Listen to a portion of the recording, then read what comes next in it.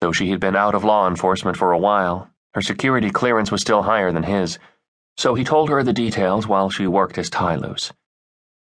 Someone might be studying security around the former Sears Tower, and it's got me worried. On the good side, we finally busted that shipment company moving cash around for the Madoni family. Didn't net as much cash as I hoped, but it sent a message. How much? 16 million. I think we hit their supply of 5s and 10s, so it might at least annoy them a bit. He nudged her toward the couch in their office, so he could sit and put his feet up for 20 minutes. Sam and Rita are out on a date tonight. They don't think I know, but give a boss credit for being a good sleuth. Dinner at Porcello's, followed by music somewhere I didn't manage to nail down. Probably not the question tonight, but it looks promising. That was my day. How was yours? Pretty quiet. I slept in, read a book, typed on a story. Your dad called. He said you should call him back. Boone wants to buy an ice skating rink. Your mom said yes for lunch tomorrow here, and we're going to go shopping afterwards. Black and I discussed a play date with Jasmine. Paul glanced down at the dog, now looking up at the sound of his name. Budding romance is getting serious, is it? The dog slapped a tail against the floor, then leaned over to pick up Anne's shoe and disappear toward the bedroom. Anne watched him leave. The problem is he only puts one of them away. Paul laughed and relaxed for the first time since the day had begun. He was normally on the way to the office by 7 a.m. For security reasons, a driver and bureau car were provided now that he ran the Chicago office.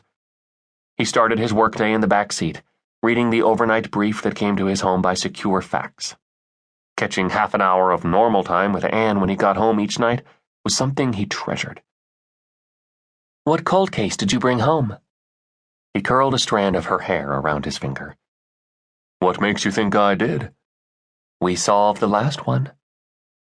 She might be a retired homicide cop, and he'd managed to get himself promoted too high for the rewards of hands-on running a case. But they both could keep their hand in. He dropped a kiss on her hair. Baby Connor. I wasn't a cop yet, but I remember it. The funeral. Of the cases I considered, this one stood out for its sadness. A 3-month-old baby boy taken from a stroller at a shopping center. The note left says, "We'll be in touch." The father gets a call on the 4th day from a local pub, telling him how to find where his son is buried. The case needs solving. I brought a copy of the call home with me. The audio guys cleaned it up with today's equipment. They were able to separate several of the background conversations. Anything useful? A busy pub on a Wednesday night. I'll enjoy working on it with you. 19 years old. It's ice cold. We enjoy a challenge. It's open, that's what matters.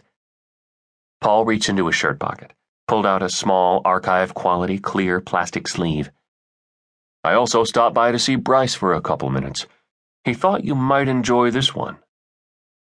The coin inside was a silver-capped bust $50, one of the 1834s she favored.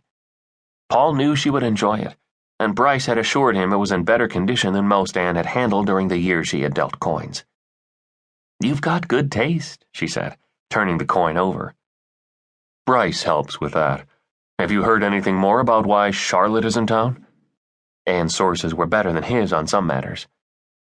Her business with Bryce is simply selling the coins from her grandfather's estate, probably where this one came from. But the rest of it, she's got the kind of decisions ahead of her I wouldn't wish on anyone. I touched base with John. He seems, well, not worried, but cautious, watchful. She really needs a quiet few months. After seeing Bryce, I phoned the office to have them pull the Bozzoni file. You'll need a big room. Look at how it ended. Paul smoothed hair back from her face.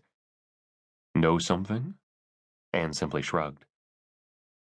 Yeah. The two women shared a history.